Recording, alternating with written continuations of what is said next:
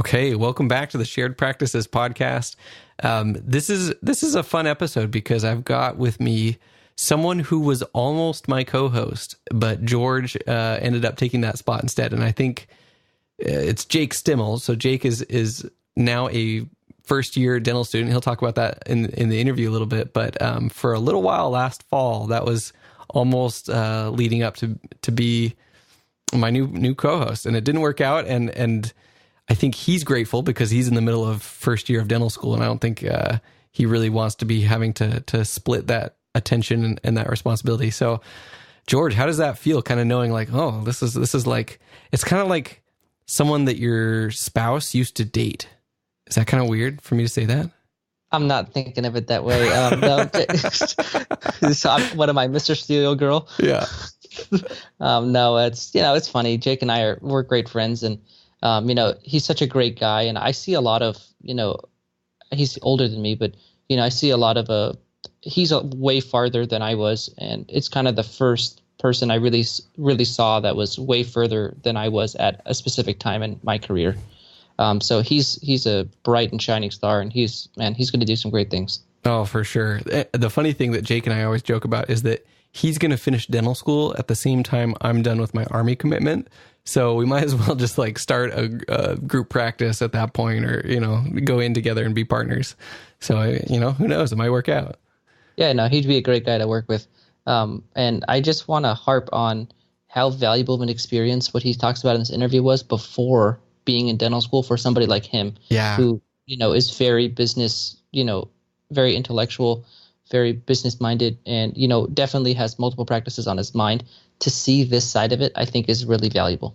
Absolutely. And this was actually a request of a friend of mine. Back in season 1, I was talking to one of my classmates who was trying to find a job. And she's like, you should interview one of these guys who is like trying to find associates for offices. And I was like, that would be brilliant. I just never got a hold of anyone that I knew or trusted or I felt like could really open up to us. So it's super ironic that Jake took this responsibility and has been one of these headhunters for dentistry now before he even, started dental school. So we'll go straight into the interview and we'll wrap it up afterwards. Here is Jake Stimmel. Okay, I have a good friend of mine who's actually been almost a pseudo co-host of the podcast at one point. You were helping me produce some compilation episodes that we were doing in season 1. I have with us Jake Stimmel. How are you doing, Jake? Hey, Richard. I'm doing good. How are you? Pretty good. So something has changed since you've been on the last podcast. What are you currently doing? I'm actually started dental school. So oh man, it's been a journey. Yeah, because I met Justin Short's been on the podcast a few times recently. Yep. And I actually met him, I think a year and a half ago at a PDA event. Oh, nice. Yeah. And so it's just so weird that I was like really getting into this stuff, 2 years before I even got accepted into dental school. So, well, and that's why, you've done PDA, you've done Dental Success Institute, which is Mark Costes. Have you done any breakaway stuff?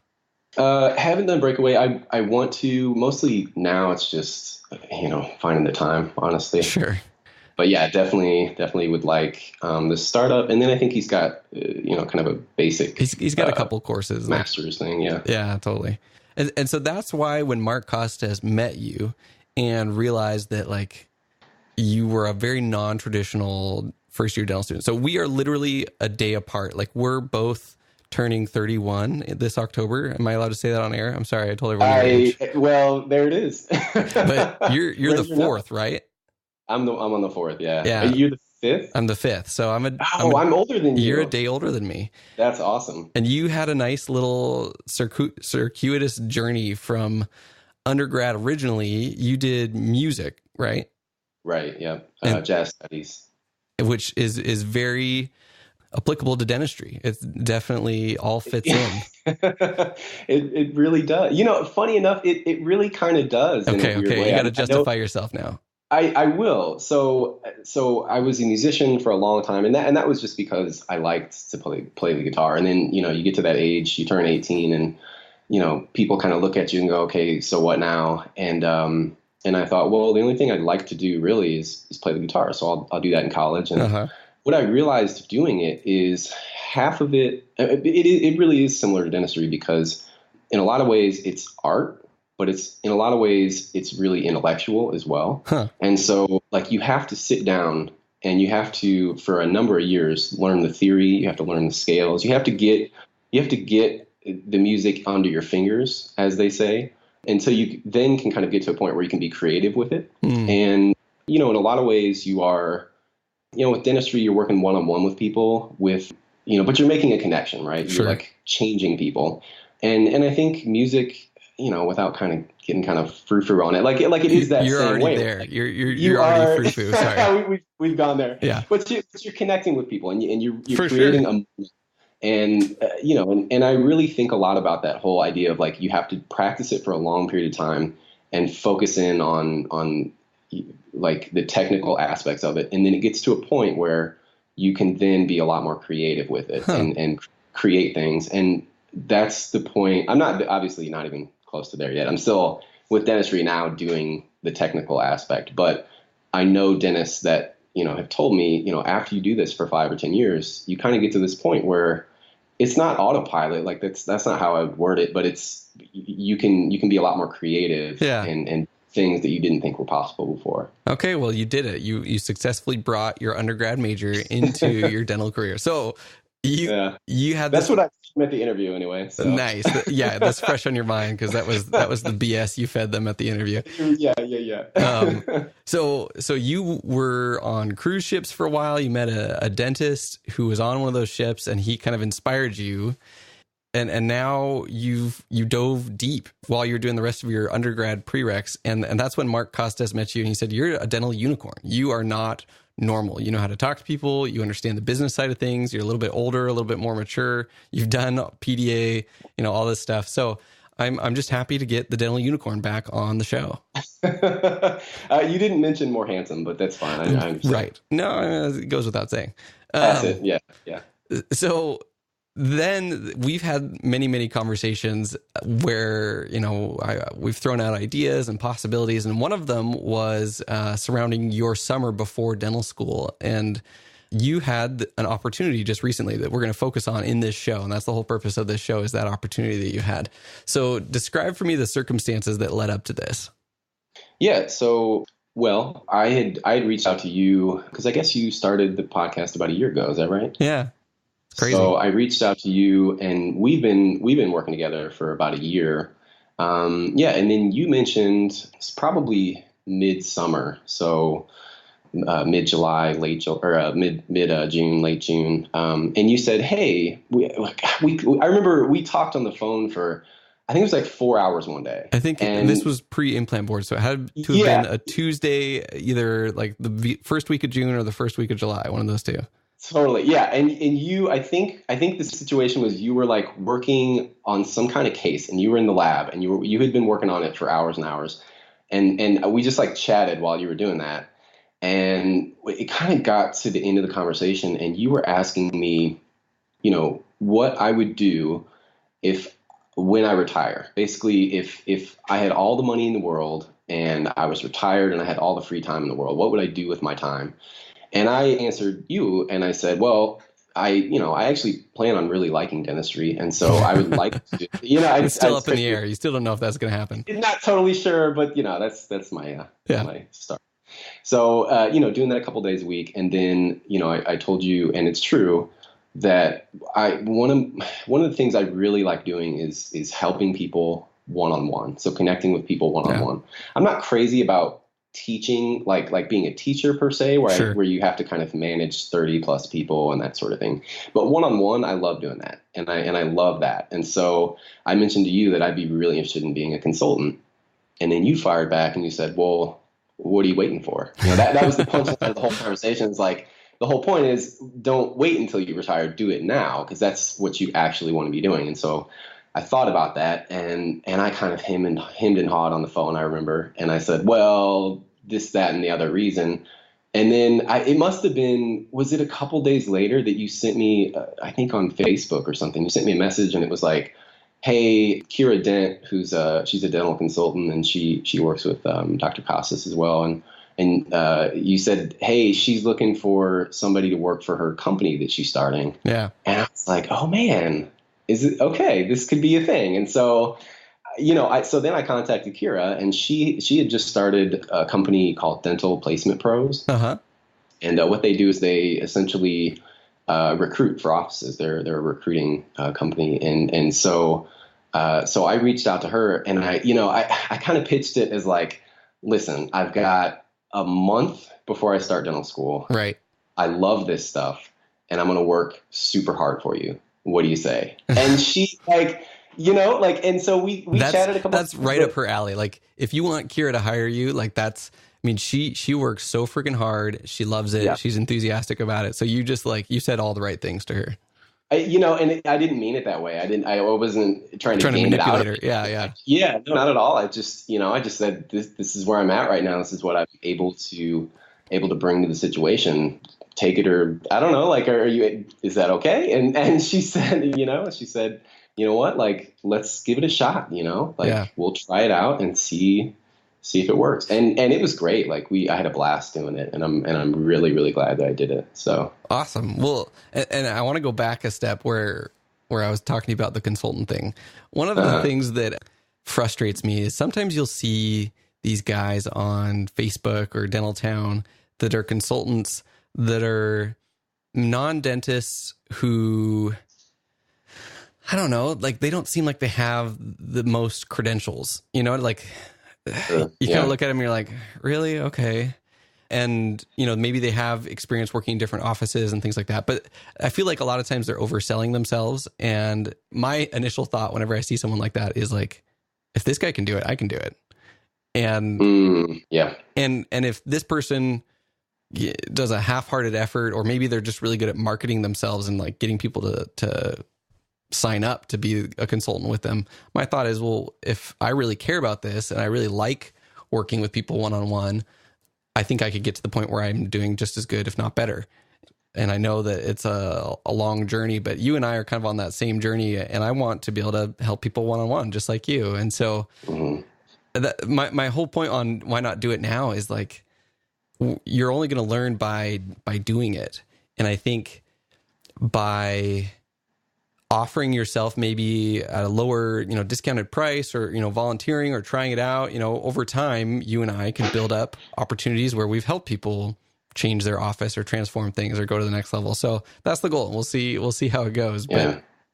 Yeah, no, absolutely. Absolutely. So with Dental Placement Pros, Kira's whole idea was to take new grads that needed jobs and filter them, and take offices that needed associates and filter those offices to make sure that it wasn't a crappy situation, and match them up. That's kind of, in a nutshell, the whole vision of the company, correct? Right. And not, the only piece I would add is not just new grads. So any type of associate.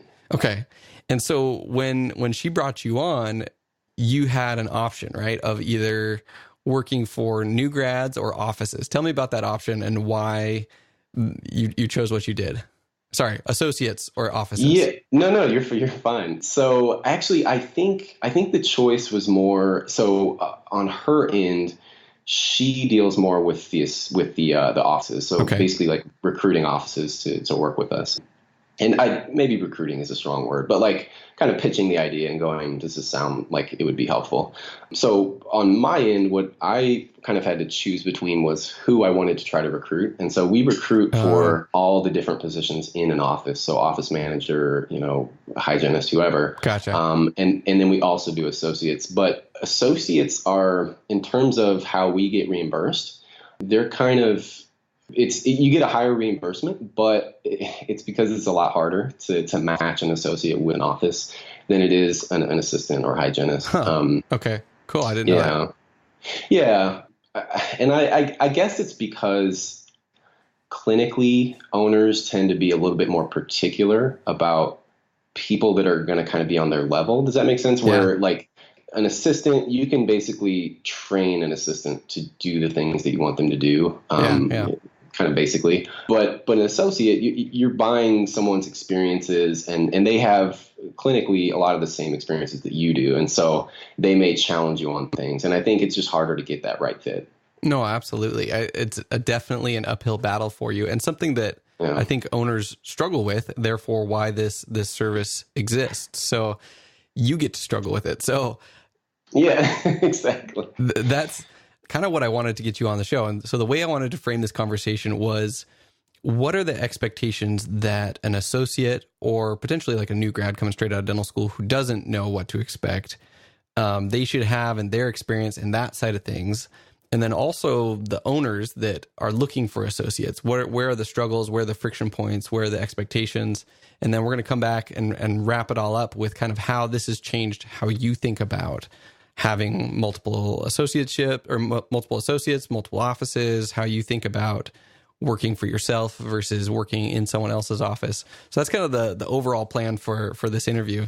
So to start off, when someone wanted to find a job through Dental Placement Pros, what would they do? They reach out to you, reach out to Kira. What's the process?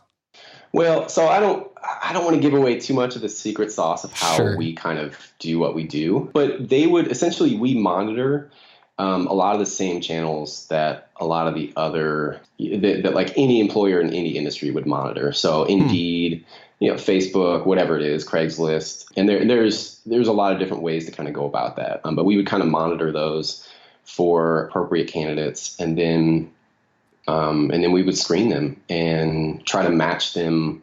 And we have different ways of doing that. And we would try to match them with the offices based on, what the office is really looking for. So we really would try to figure out the specifics of the office and what they need exactly. So are they looking for someone that places implants? Are they looking for someone that does whatever it is, short-term ortho or any other type of clinical procedures? So you're not like waiting for associates to come to you. You've got like a laundry list from an office saying, we're looking for this, this, and this, and you're combing through all of the potential applicants that are in the normal channels to find applicants.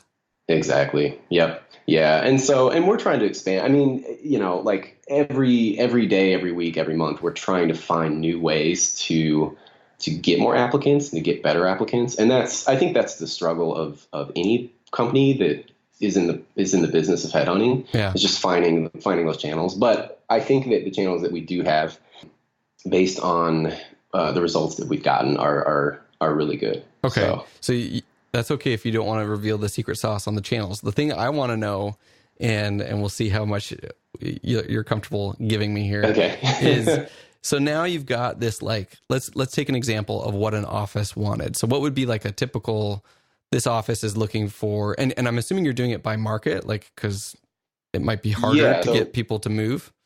Right. Well, we do, and we don't, right? So if you're in a bigger market, if you're in just a big, any big city, Chicago, New York, wherever, there's a larger density of dentists in those areas. And so we can kind of, have a smaller diameter in terms of the circle that we're sort of looking at. Sure. But, we've got offices in, rural Oklahoma, rural Kentucky, and, it can be challenging, to say the least, to find associates in particular to fit those positions. So we'll expand the scope of the search. And so we might go to another state and just reach out, and Sure. find maybe the top 20, 30 applicants and kind of go, hey, listen, we know this is about 100 miles away from you, but it's an excellent opportunity, and another way you can kind of frame it is, if you can find new grads, I think that pitch is going to work a lot better. Yeah. It would be hard to pull away someone who's in their maybe in their mid 40s, they have a family and a career, and right. So you may not get a ton of results that way. And so that would maybe be one way that we would target it, is like, we would say, okay, well, what's the closest dental school to this practice that's in, this rural area, and then try to find channels and ways to reach out to the graduates of that dental school and kind of go, hey, we've got this great opportunity. Do you want to pay down all those student loans that you're freaking out about? Yeah. and kind of do it that way. So. Okay, before we move on, a quick word from our sponsor, Q Optics. In the last episode, I mentioned that I had upgraded my loops from 3.5 to 4.5 while I was still in dental school. And when I did that, my neck started hurting. And I was so frustrated because I loved that 4.5 magnification. First I thought, oh, it's the angle of declination, or maybe it's the weight because it's a bulkier frame and heavier loops, and maybe that's what it is. I realized that the reason my neck hurt all the time was how much I had to bend down to look over my loops. And so if you look at yourself in the mirror, this is what I want you to do. I want you to stand in front of the mirror with your loops on and look at your eyes looking straight forward. If the loops, if the telescopes are blocking your eyeballs, that means anytime you look at something that's not through the loops, you have to crane your head down to look at it. You are hurting your neck. It blows my mind. Why can't you make a frame that's taller, that reaches down further? And if you look at the cover of the podcast, you can see that Q Optics has designed their own frame that dips down to make room for the optics to go below your eye level. So I can put on my loops and I can actually look in the mirror and see clearly my eyeballs completely over the level of the telescopes. If you find that your neck's hurting or that your back is starting to hunch, maybe it's not necessarily the angle of declination or the weight. Maybe it's the fact that there isn't enough room in the lenses to see over your loops. So if you're ready to make the upgrade to better ergonomics, you can email sales@qoptics.com. That's q-optics.com with the promo code SP16 for $100 off your next pair of loops or $300 off your next loops and light combo. Q Optics. It's time to have a better look. Okay. So when you started to look through the applicants, what were the red flags for you? Like, say you pull up their resume, what are some things you're looking for, and what are the things that like get people off your list? And this is aimed at, you know, those new grads or people looking for jobs who don't feel ready for ownership yet, but they need to have a decent resume. What does a good resume look like, and what does a bad resume look like?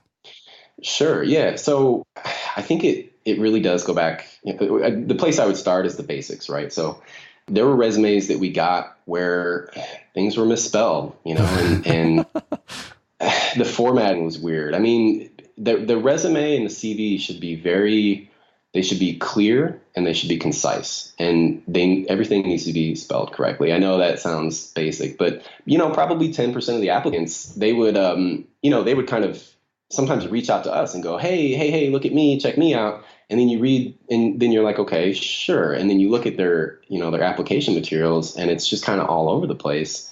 And you're thinking, that's not going to work, you know? No way.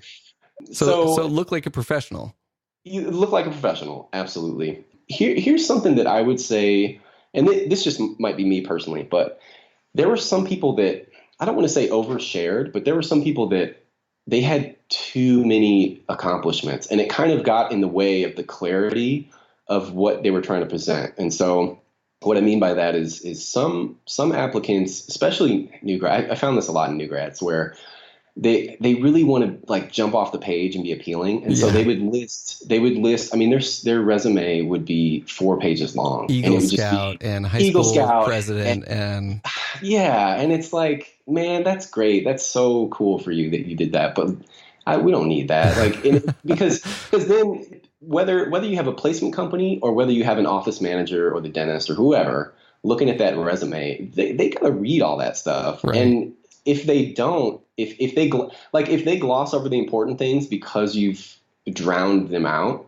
that's not what you want. And so I think in the interest of being concise and clear, you can let some of that stuff go. Some of the stuff you maybe did in undergrad or like the dean's list or whatever. No one cares about that. Your research in undergrad that you worked so hard on. It's really awesome that you did it, but it really is not super important in terms of the goal that you have, which is to get a job. Yeah. So what are things that were positives that you would see that were like, oh, wow, okay, this is either, I don't know, like what do people put on their resume that you really liked? Yeah. One of the things that let me go back to things I don't like. Okay. This is good. No, I like it. Give me more. So this is another big red flag, and I don't think people think about it enough, but it really is truly not good, and it's job continuity. So there were a number of applicants where even in a place where we couldn't find people, so think, rural Texas, Sure. and we were struggling to find people. And then one person would pop up and you'd click on their resume. And then in the last 7 years, they've had 6 associate jobs. Okay. You're just thinking to yourself, what in, like, you kind of want to know why, right? Kind of like, I mean, the number kind of speaks for itself. Like, you do want to know why. You are curious genuinely, and you may reach out to them to try to find out if maybe it was outside of their control or whatever, but it doesn't look good. It doesn't jump out as someone who's going to be in this for the long term, because what it means to me is in a year, I'm going to be looking for a new associate. Sure. You consider all the costs and labor associated with plugging in an associate, it's just not worth it. And so that would be a good would be, hey, if you've worked at wherever for, 3 or 4 years, and now you're trying to find this new job, great. Like that's great. That's awesome. That shows me that you're able to survive. Yeah. And maybe not survive, but, like get through a good or bad situation. Well, and sure, like people will go through a stretch of like awful offices that they work for, but eventually you find something that you can sit down and settle down with for a year or two. And otherwise we start thinking it's got to be you. Like you can't have this many bad offices in a row. It's possible, right. But. And it doesn't always. So here's the thing. It doesn't always mean that they're like a mean person or like they have some character flaw. Like it really could just be that they don't know what they want and they're not able to articulate that and be clear about that in the interview process. And so I think that could be the case where you have a good person and they just don't know what they want. And so they bounce around and bounce around. Yeah. No, that's a great point. That's a good way to realize that it's such a complex situation. You can't just like pin it on one thing or the other. Yeah. And so then that would then become advice for people that are looking to become associates and they want to do it the right way is get clear about what you want. If you want to work at, like a corporate chain where they do a lot of volume, you should get clear about why you want to be there. Like, are you maybe instead of framing it as they're going to steal my soul, which is one possible framing, sure. You could frame it as they're going to push me to produce volume. Maybe I can take this as an opportunity to get my hands beat up and do it for 2.5, 3 years and then find a better associate gig or become an owner or whatever, the next phase of your career is going to be. So to kind of frame, you know what I mean? Kind of frame it differently. Would people put that in their resume? So if you know what you want, if you're clear about what you want out of this job, how would you put that in your resume, if at all? Or would that be more kind of for the interview or down the road? Yeah, absolutely. You can, what a lot of people did, and I found it to be really nice, honestly, was at the top of their resume. It could be your resume, it could be your CV. You can find a way to kind of put this information in, but in a paragraph or in bullet points at the very top of whatever you submit should be what you're bringing to the table and why you want to be there. So like I found a lot of resumes where, especially, it seemed like it was new grads. And so maybe they're getting trained to do this better, which is great. But they would put in a paragraph right at the top and it would be, hi, my name is, Joe Blow. And I graduated from so-and-so. I'm really passionate about X, Y, and Z procedures. Okay. I have, I'm a hard worker because of this reason. And they would give an experience that they had. I want to learn, I want, a certain percentage of mentorship. Like I really want to be mentored, and they're really clear about that. They're just really clear about their expectations and what they want to do with it. And so then when I read that as as a potential interviewer, I'm thinking, cool, because that gives me, when someone is more clear, it lets me know whether they're going to be a good fit for the office up front, because I definitely read through resumes where I didn't even know if they were even applying for the job. Like it seemed like they had a great job. And I was like, is this an application or are you just kind of like saying hello or what is your goal here? And so if you can just be clear about that. I know that sounds silly, but it's true, Did people ever put in stuff like, I've produced this much or that much, or I've done this many of this procedure, that many of that procedure? Like, was that important to you? Did you see that at all? Sure. Yeah, I think that is important. I mean, particularly if it's a good number. Sure. I maybe wouldn't, I mean, we'll take the example of an associate who, let's say that their first job out of school, they got into a situation where the owner doc, bless his heart, they didn't have enough work for them. And so the associate sat around, and so they didn't produce a lot, and so maybe I wouldn't mention that I only produced, $1,000 a day or whatever. Like, I would maybe shy away from that. Right. But hey, but if you're an excellent producer and you've been out a few years or not, or you're a new grad, whatever the case may be, if you are an excellent producer, yeah, absolutely. Because I know I was attracted to that when I was looking at resumes and someone would put on there, I consistently produce 60 to 80K per month. And, depending on, the PPO, like the payer mix, basically. Sure. So I think that's attractive. Absolutely. Was there anything else that would like stand out as like, oh, this is good? Like, I found a good one. I think clinical skill. And but, not so but how much, do you assess that in a resume? Like, how do you even know? Yeah, so some of it can be based on, like, if they've listed CE that they've taken, or if they did residency, you can look in at that, and you could just Google it. Okay, well, they did a residency at so-and-so. Well, let me get on so-and-so's website and see what kind of stuff they do at that residency. And that'll give me a clearer idea. Plus, when we interview, we just point blank ask those things, and we say, what is your comfort level with short term, with Invisalign or 6 month smiles? What's your comfort level with root canals? What's molar endo? What's your comfort level with IVs today? And we'll just ask people, to be a little more clear about that. But that's something that jumps out at me, and it's not always like, what do you do today? What do you know how to do today? A lot of times that's important for some of the associates that are maybe 5, 10, 15, 20 years out. Sure. Like, okay, what do you actually know how to do? But for the younger people, I wouldn't lose hope. I mean, it doesn't mean you're not going to get the gig, because as long as you make it clear that, yes, you don't know a ton coming out of school, but you're really interested in X, Y, and Z, that can really go a long way. And I think as long as you're clear about that and you say, okay, listen, I don't know how to place implants right now, but I'm really passionate about learning how to do that, and learning molar endo, or whatever it is that you like to do. And then kind of tie it into the practice and say, I think these would be assets to your practice. Okay, cool. So let me summarize this. I've been taking some notes. So if you were putting together a resume, CV to put them out there, either straight out of school or you've been out a few years, number one, spelling format, clear and concise. It's got to be professional. It's got to be clean. Have someone proofread it. Have a few people read it and really like look for stuff that is wrong.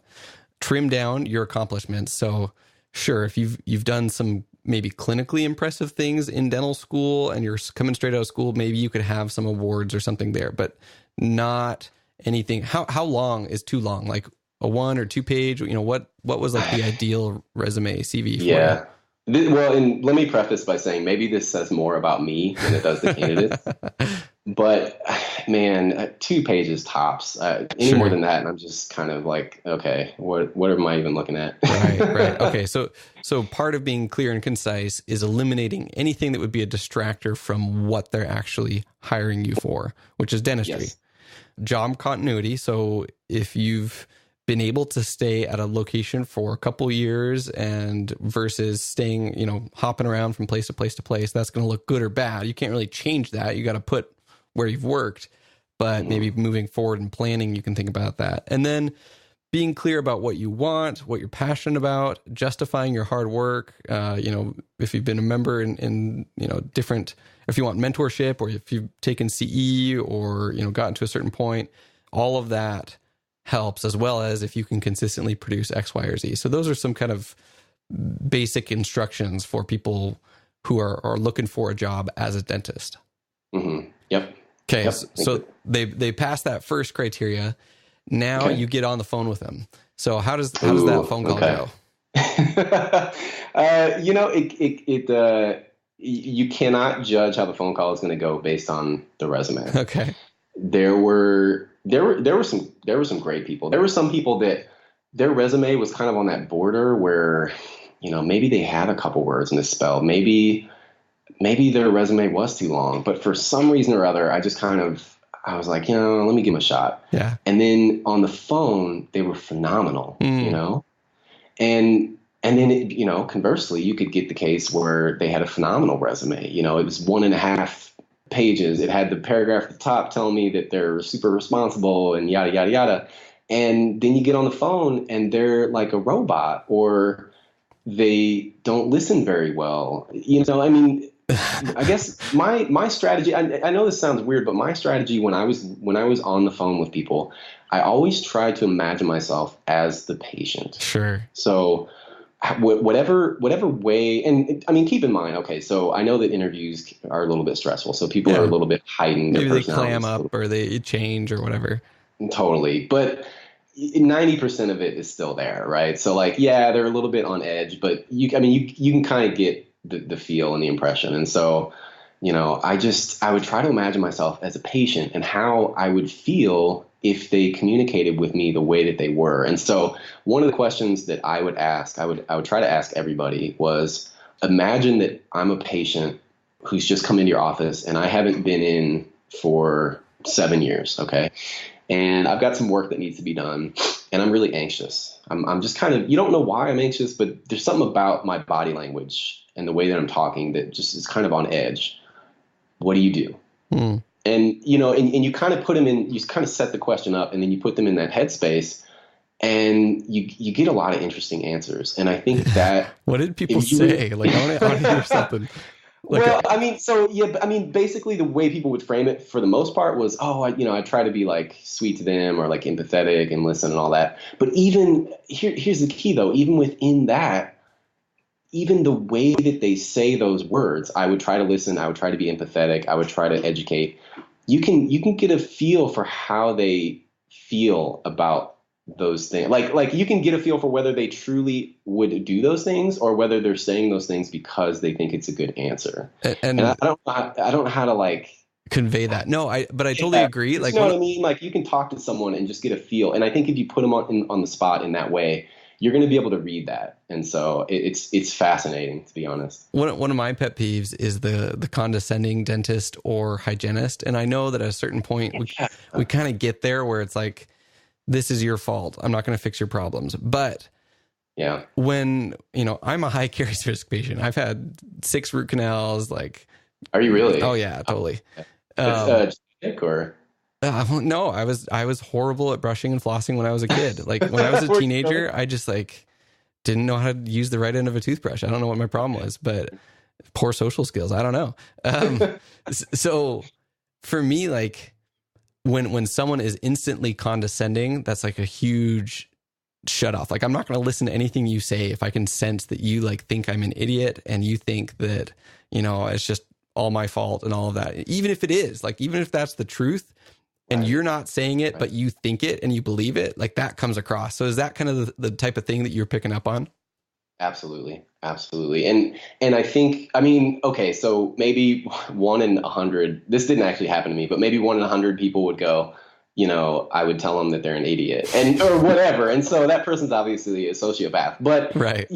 For the other whatever percentage of people that truly do not, that truly are not good listeners and truly do not have much empathy for people, we're trying to screen that out because we do not want you in the practice. Because you know what, dentistry it's elective. It's 99% elective, and we need people in there who are going to build rapport with people and be kind to people and care about people. And if you're not that way, I'm not going to hire you I wouldn't hire you at my personal office one day when I have one, but I certainly wouldn't send you to another office for someone else that we're representing.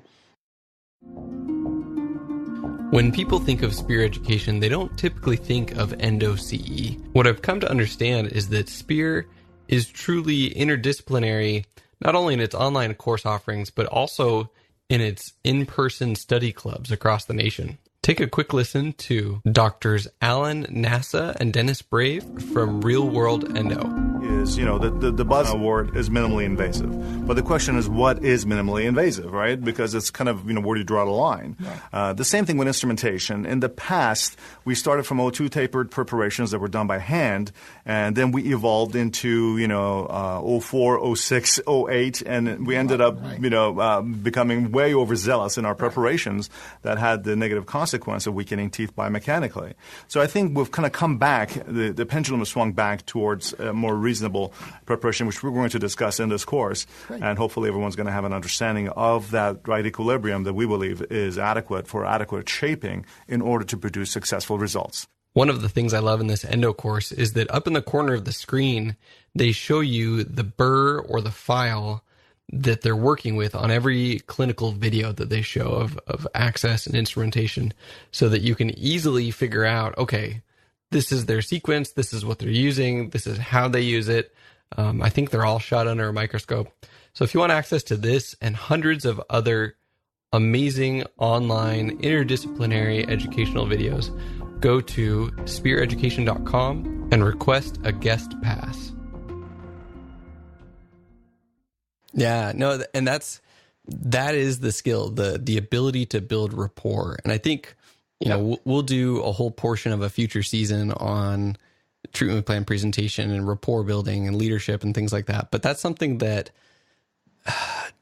for some people it's super easy. For other people, they really have to work at it. And I bet you could get a pretty good sense in I don't know, how long were your phone calls? They vary. I mean, some of them with some crazy people, you knew within 5 minutes. And so I've got this whole, laundry list of things I would go through, like on a Word file, it'd be like 4 or 5 pages of like questions and, background, just kind of trying to get to know them. And Some people after the first 2 minutes on the phone, you're thinking, get me out of here. Mayday. So, what were some of the crazy people? I think so. There was someone, I don't remember what she said on the phone. I think she was just really aggressive. I think that's the best word for it. She was very aggressive. And so I'll give you an example, okay, of the interplay. And so I said, hi, is this, we'll call her Sally. I don't remember what her name was, but hi, this is Jake. Is this Sally? And she go, yes. I was like, okay. Hi, Sally. How are you doing? She's like, I'm fine. Okay. Like she's annoyed at your questions. Yeah. She's just not having it, she's not interested. And, and then you kind of get further into it and you're like, okay, Sally, do you do molar endo? And then she gives you this like super like drawn out explanation on why she doesn't do it. And like, she's like defensive. Yeah. Just kind of, off-putting, standoffish, defensive. And had you emailed them and like set up a phone call so they knew like this isn't a cold call? This is like they knew. No, exactly, not cold call at all. Because with a cold call, hey, if they even answer the phone, that's amazing. That's incredible. Sure. And I would totally understand because I hate getting called by telemarketers, and my personality definitely changes when they call. So I get that, but it was not that at all. It was. We had, first of all, they had sent us the interview. I wasn't going around looking for them. They had sent us the interview in this particular case. And, and she scheduled the time. She said, okay, Tuesday night at 7 p.m. That's when we're going to do it. And I was like, perfect. And so then got on the phone and I was like, man, you are out of your mind. Yeah. You're really aggressive. And when I say that she didn't listen, what I mean is I would ask her a question and she would answer a different question. Or she would kind of like, I'd ask her a question and she would answer it. And then I'd kind of do a follow up to kind of clarify or add detail or whatever. And just to, to kind of like bounce, have what's called a conversation. And she was just like she wasn't listening to anything I would say. And so then she would say another thing. And I'm just thinking, you're not listening. All you're doing is saying the things that you're just waiting for me to stop talking. Right. And I was like, that's not going to work. No way. Oh man. Okay. No, that was perfect. That was a perfect example of why you want to do, why you want to screen people out. Like why you want to call them on the phone and see if they're just like a real person, even though they might look great on paper. Yeah. Yep. Absolutely. Okay. So were there any other, I liked that question of like, imagine that you're an anxious patient, who hasn't been for 7 years, how would you handle that? Were there any other really enlightening questions that you asked, or was this more just kind of an overall broad, like getting to know you type thing? Yeah, so some of the questions, one of the questions that I really liked, I didn't necessarily ask it for some positions. I would only ask it for others. Okay. An example that I would ask associates and office managers was, tell me a good book you've read recently. And then if they said, well, I don't know, like, what kind of book? And then I'd say, well, anything not clinical. And then they'd say, okay, and then they'd kind of think, and then they'd give me, and then we could chat about the book, right? So if it was a book I'd heard of, or, if it was a book I'd heard of, I'd say, oh, interesting, I've read that. What'd you think of it? Or if it's something I hadn't heard of, I'd say, oh, that sounds interesting. What's that about? And it's nice because you throw it right into the middle of the interview. And what it does is it breaks the interview up, because they're kind of expecting questions about, so tell me about yourself. Right. All the typical ones. The typical ones. And so honestly, it could be anything. It doesn't have to be what's your favorite book. I've heard people say you should ask people what their favorite flavor of ice cream is. It's a funny thing, and there's only one wrong answer, and that's pistachio. But other than that, you can get a conversation going, and you can go, oh, cool, I like strawberry too. Not a lot of people like that, or whatever. Right. So you were just looking to see if you could have a conversation with these people and really get them comfortable and in their element, so that it's not so formal and interview-ish. Yeah. And part of it was fact finding. A lot of, especially with associates, and I guess the other clinical team members as well. But the first part of the interview was a little bit dry. It was a little bit boring. It was like, are you comfortable with this procedure? Are you comfortable with that? How long does it take you to do this? How long does it take you to do that? And that kind of stuff, because you need to know that stuff for sure. Right. But then once we got into the kind of questions of the interview, and I would always try to make it more conversational. I wouldn't, like, if a conversation was stretching on to like an hour, let's say, and it was just we just kind of got into a flow of a conversation, and I still had 10 questions left, I just would skip those 10 questions, because it's not important. What I got out of the interview was, you are a good communicator and you make me feel at ease. And, beyond that, other than the clinical things that we definitely need to check on, that's really the most important thing, right? Yeah, no, absolutely. And speaking of conversations that are getting close to an hour and we need to skip some questions. No, just kidding. But not. So to wrap that up, what would you say overall to people looking for jobs? How do you make yourself more marketable? Yeah, I think two things. I think, other than don't have spelling errors in your, in your resume, I think the two things I would say are, number one, expand your clinical suite. Okay. Or at the very least, have an interest in doing so in the future, and communicate that.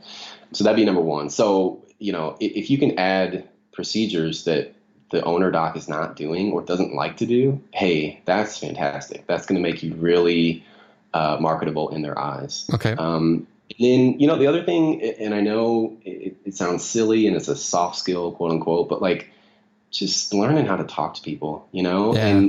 And so a lot of people will say, well, you're kind of born with that or you're not. And I want to push back on that, because I think that's total garbage, honestly. I think that you can learn to listen, right? Like listening, for example, when you want to talk about soft skills, listening is a skill.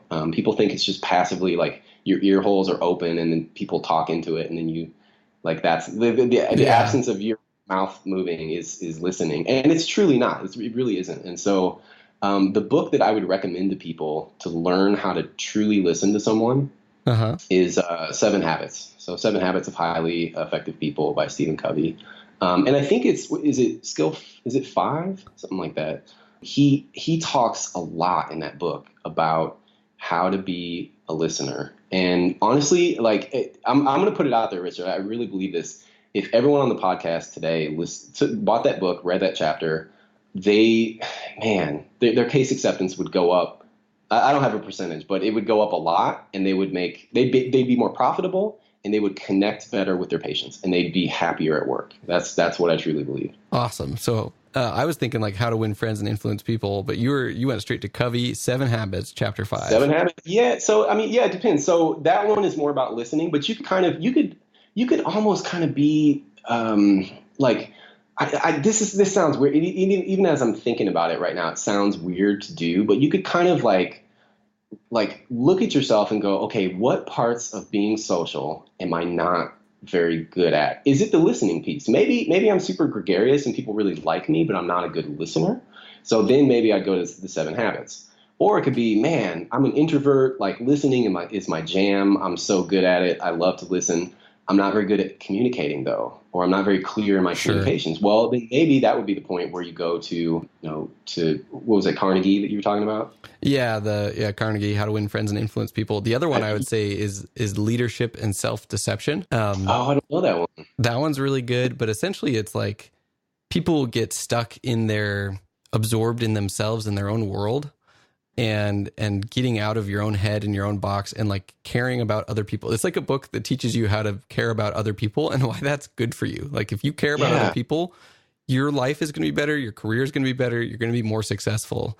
Yeah. You know what? Because you realize how like, kind of like not meaningless it all is, but like you realize it's like the Carl Sagan thing where like, we're just a pale blue dot, and you realize like how small you truly are on, in this world and this life. And what it does, and I don't mean that in like a diminutive way, just it gives you perspective, and you kind of go, man, like my baggage feels super important to me. And it is like, it feels that way, but there's also all this other stuff out there, like everyone else has all their own baggage. And maybe if I was more compassionate and listened better, my subjective journey through life, like the lens that I'm viewing life through, would be better, Well, maybe I'd be happier, and I don't know, stuff like that. Like that's how I think about those things. And I think it's easy as the dentist who has like an office and a team and people around them, like trying to make their life better and trying to help them out.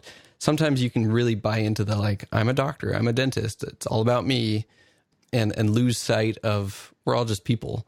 And so anyways, we're getting pretty philosophical there. So let's. Oh yeah, we're going deep. But you wanna, all three of those books, I highly recommend. The funny thing is, leadership and self-deception is like one of my favorites for just not being a jerk and caring about other people. But I would say that any of those books would be awesome to read. We'll put those in the show notes as well.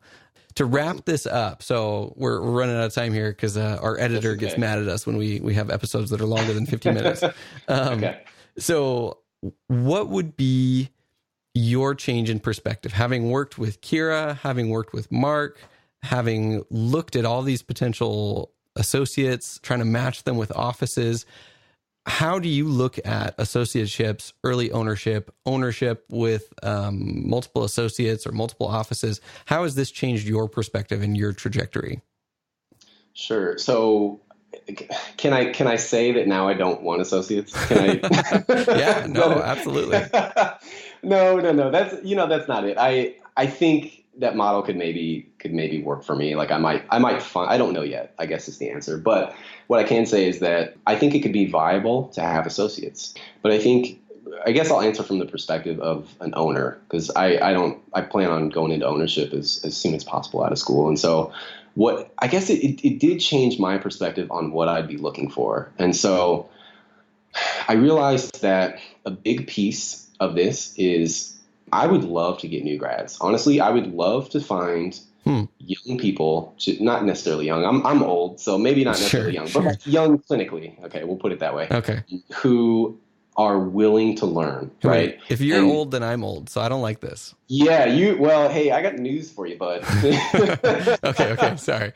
So I would what I would want to do is set up a system where I'm mentoring people. That would be very important to me. Is finding, people that are within the first couple years out of school and mentoring them. And the other piece is, I think the best way to get associate retention, because they always say like the good ones leave and the bad ones stay around forever. Right. I think the best way is to mentor them, right? So to give them to provide, like, for your office to provide all the tools that they need to be successful. So that's one piece.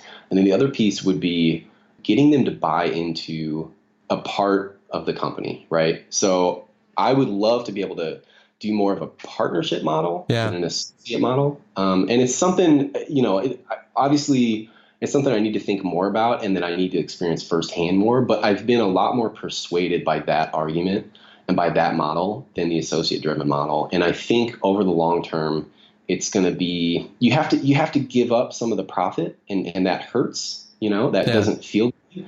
But does it make the business stronger and better? I think it can. And so that's how I would approach it.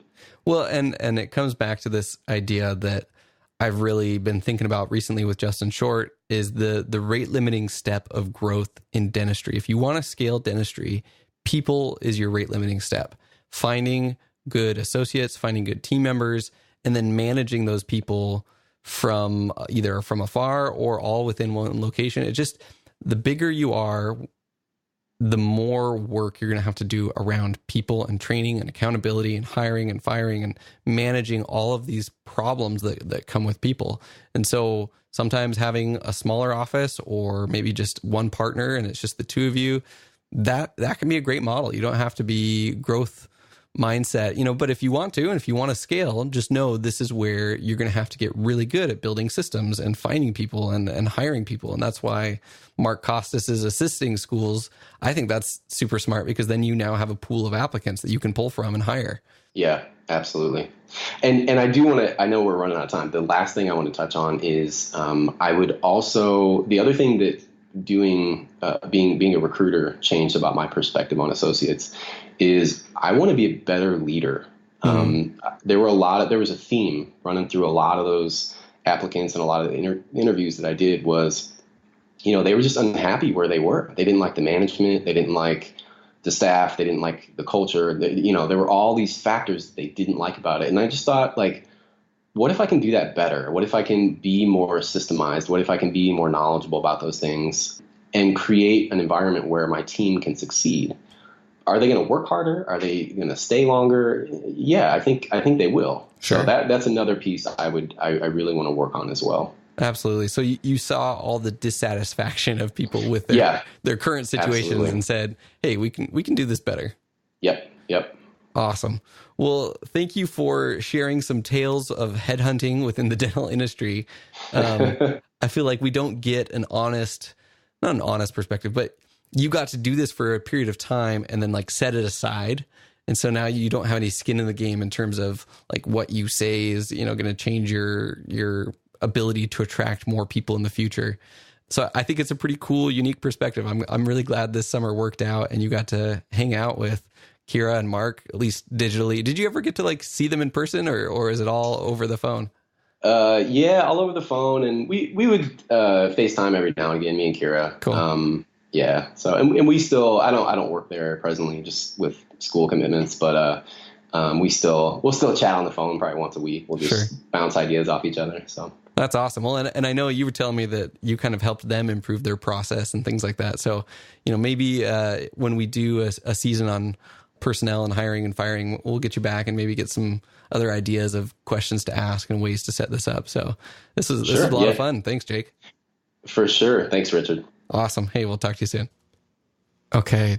Jake did a phenomenal job. He is a great communicator. Him and I, like when he said that we talk for like 4 hours straight, like we literally will talk for like 4 hours straight. Him and I we have fun, which can be bad for a podcast. If we let it keep going, we'd have a 4-hour interview, which our editor apparently doesn't like that. Yeah, let's give a shout out to our editor. I was really laughing when I heard that in the interview. We have an editor, Justin. He's actually not a dental student. He's a student, a musical arts student in New Orleans. And all the episodes you've been listening to pretty much since I came on have been from Justin. He's a great guy. We've now brought him on as our admin assistant. So big shout out to Justin and all he does for shared practices. Justin has like literally saved my life and my marriage this year because you set up the system, you got a hold of him and you screened him and you've been managing, all of that. But I was literally doing all of this editing and like all of this compiling stuff and uploading and sharing and posting, and it was killing me. And so to have him and to trust him to the point where like he's going to do the same sort of editing that I would do, has been a huge blessing. And he got so mad when we sent him the like an hour and 20 minutes or maybe an hour and 40 minutes. I can't remember what it was. It was the interview with Hunter Smith, part 4, where we evaluated those 2 practices. And he's just like, what is this? I'm supposed to edit this in the same amount of time. And so we're going to try and bring it back down to like 40, 50, maybe 60 minute range. I know in season 1, I kind of said, screw it. It takes as long as it takes, but it'll be good. It'll keep me on track and it'll keep my interviews focused. So yeah, huge shout out to Justin. Otherwise, this podcast would not be existing in its current form. No, yeah, he's definitely done a great job for us. And, I couldn't say enough great things about him. Okay, well, so back to the Jake interview. What stood out to you from this interview with Jake? Well, I think one thing I probably should have said in the intro was, this is a great interview for somebody who's looking for a job. I think that's kind of the most obvious thing. But I think it's also a great interview for somebody who's thinking about multiple practices and is thinking about the associate model. Because, I said this in the practice selection episode that the rate limiting step is the provider. And I think you can see it clearly in this episode. What a hassle. I'm just going to say it. Yeah.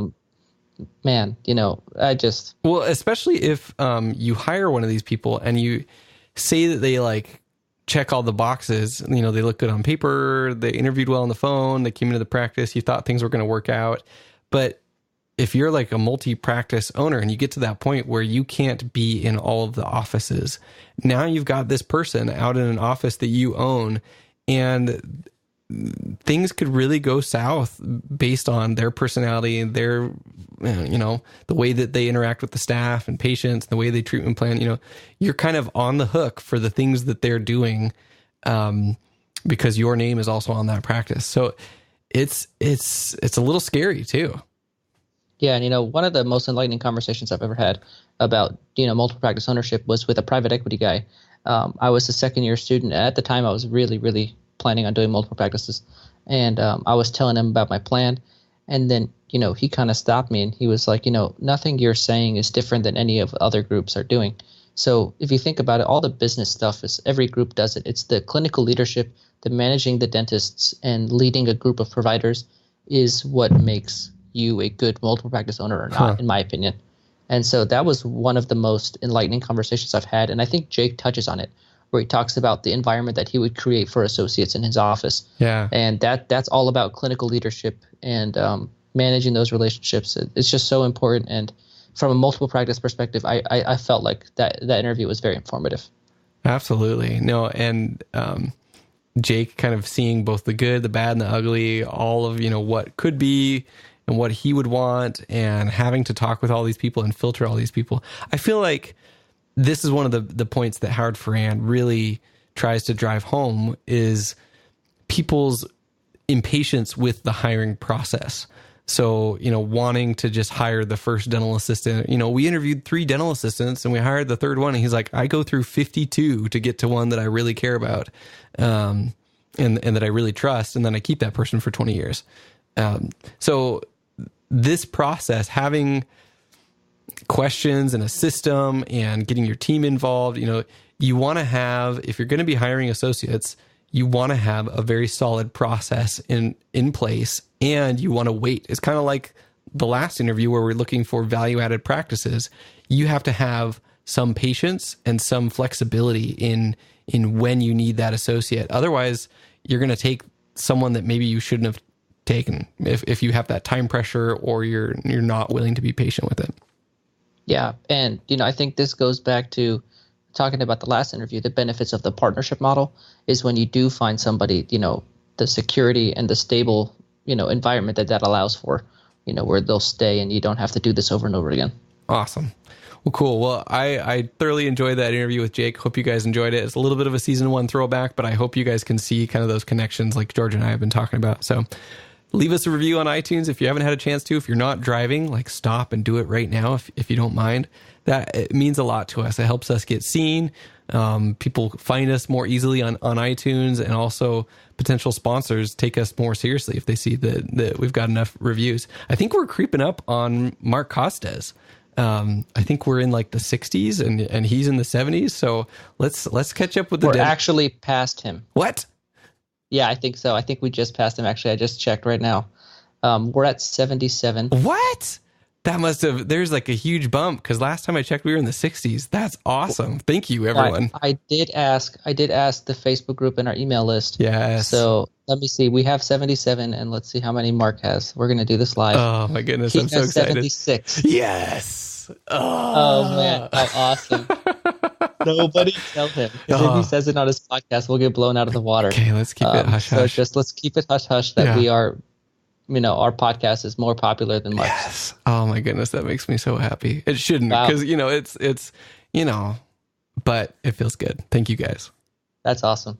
Cool. Thank you guys. Hey, awesome. We appreciate you guys as listeners and as an audience. Join us on the Facebook page if you haven't. The Shared Practices group. There's a page, but then there's also a group, and the group is smaller. And we've had some really good discussions there. So join us on there, and we will talk with you guys next week on the Shared Practices podcast.